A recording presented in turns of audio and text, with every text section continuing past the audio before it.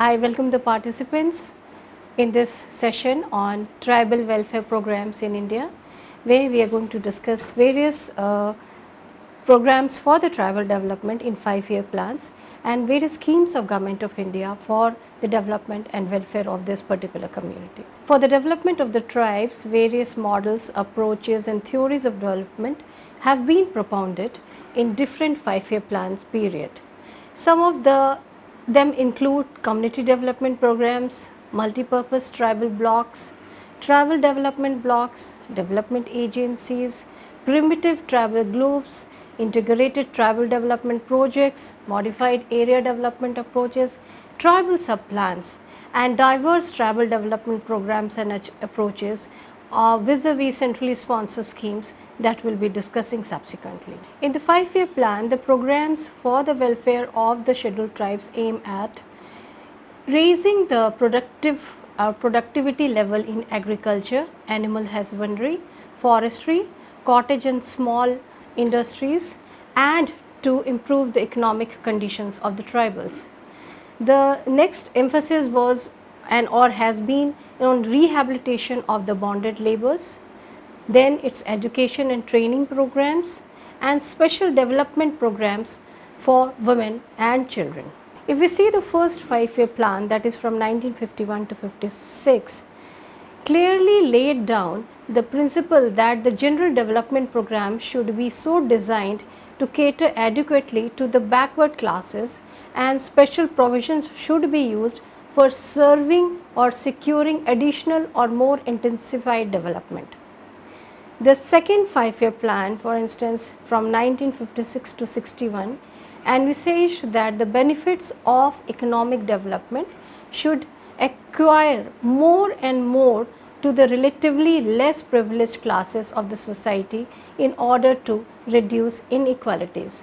Now, as far as scheduled tribes are concerned, welfare programs have to be based on respect and understanding of their culture and traditions and an appreciation of the social, psychological and economic problems which they face.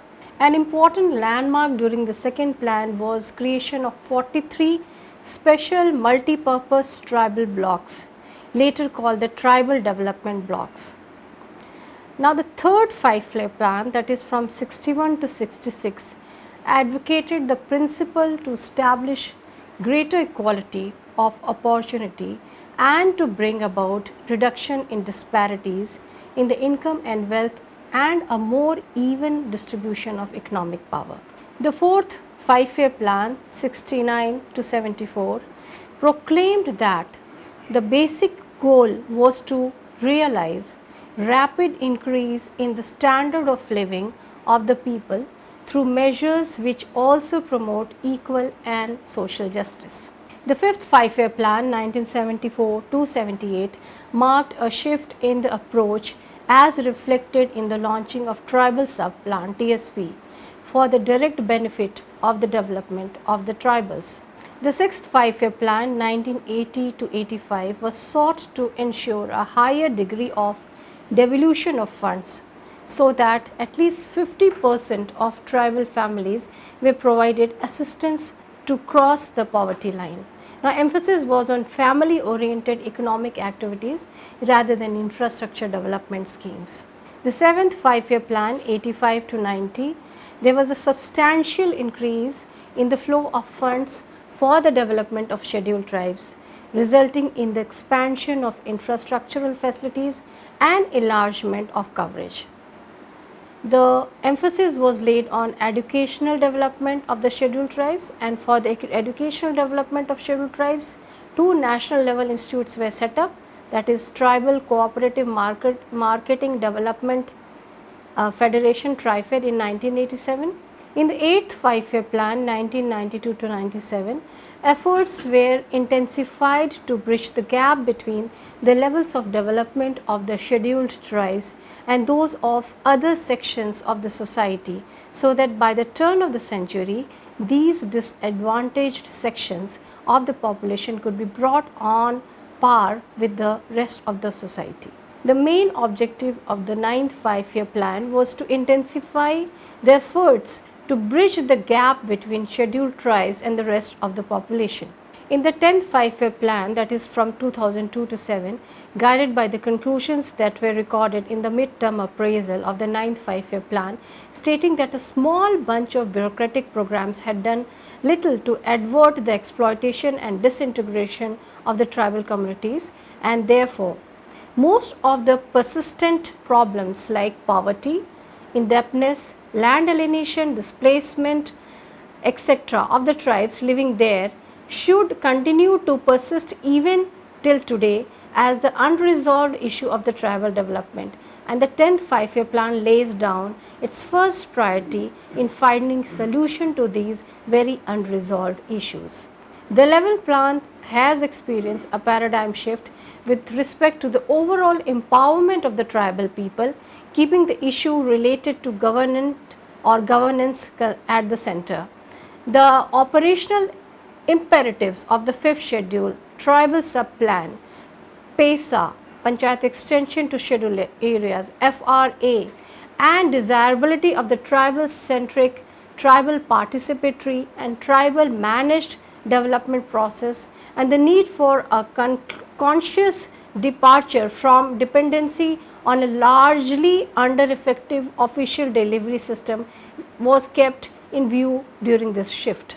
The approach of the 12th Five-Year Plan was to achieve overall improvement in the socio-economic conditions of the scheduled tribes and with the following objectives, that is relaxing the normative perspective about taking up a program or scheme in the tribal majority areas, and administrative strengthening, that is implementing agencies so as to enable taking up implementation of these programs in the scheduled tribal areas. Now there are like several sub schemes. Special central assistance to tribal sub schemes, that is a special central assistance to tribal sub schemes to is 100% grant from the Government of India since 1977.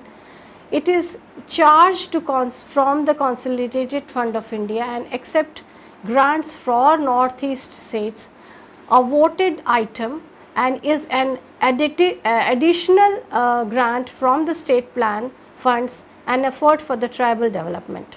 This grant is utilized for the economic development of integrated tribal development projects, integrated tribal development agencies, modified area development approaches and clusters, particularly vulnerable tribal groups and dispersed tribal population. There is also grants in aid under Article 275(1) of the Constitution. This grants in aid under provision to Article 275(1) of the Constitution of India is 100%. Annual grants from Government of India to states. It is charged to Consolidated Fund of India, except grants for Northeast states, a voted item, and is an additive to state plan and efforts for tribal development. Now, this grant is provided to 27 states, that is namely Andhra Pradesh, Arunachal Pradesh, Assam, Bihar, Chhattisgarh, Goa, Gujarat, Himachal Pradesh, Jammu and Kashmir, Jharkhand, Karnataka, Kerala, Madhya Pradesh, Manipur, Maharashtra, Meghalaya, Mizoram, Nagaland, Odisha, Rajasthan, Sikkim, Tamil Nadu, Telangana, Tripura, Uttar Pradesh, Uttarakhand, and West Bengal. Then funds are utilized for the socio-economic development of ITDA, MADA, clusters, and for PVTGs.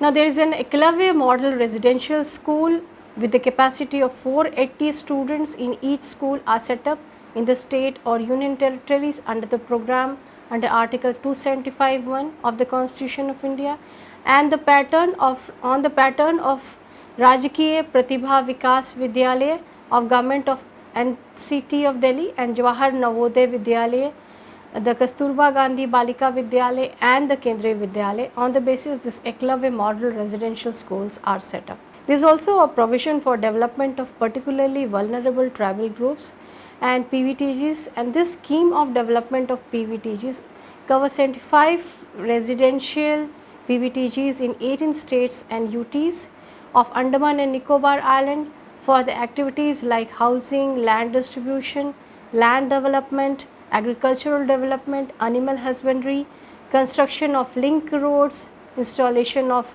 non-conventional sources of energy for lighting purpose and for social security, including various yojana on any other innovative activities meant for the comprehensive socio-economic development of PVTGs.